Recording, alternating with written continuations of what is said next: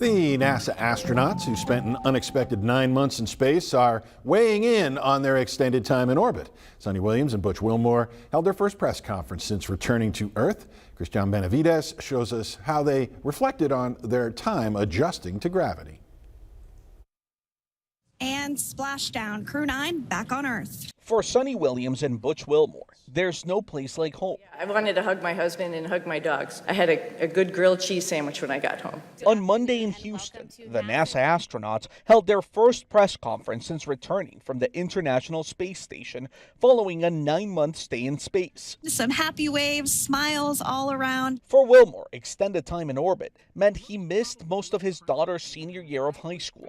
This is the way we've trained our daughters from the time they were born, because their dad isn't a unique occupation, right? This is not the norm leaving the planet, and they understand that. Both astronauts say they're adjusting to life on Earth. Williams says she's already running again. I actually went out and ran 3 miles yesterday, so I will give myself a little pat on the back. Our trainers are rocking it.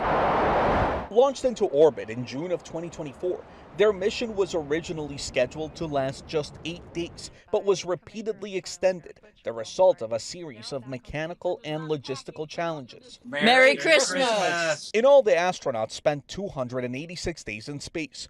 Wilmore says he shares responsibility for the unexpected extension of the mission with both NASA and Boeing, noting he should have asked more questions going into the mission. There were questions that I, as the commander of the spacecraft, that I should have asked, and I did not. At the time, I didn't know I needed to, and maybe you could call that hindsight, but I'll start and point the finger and I'll blame me. I could have asked some questions, and the answers to those questions could have turned the tide. Williams and Wilmore say 9 months in space was all in a day's work. Christian Benavides, CBS News. And as you saw, the pair celebrated the holidays in space. They voted in the presidential election from space. The main thing they repeatedly noted today, though, the biggest challenge, not necessarily for them, came for their families.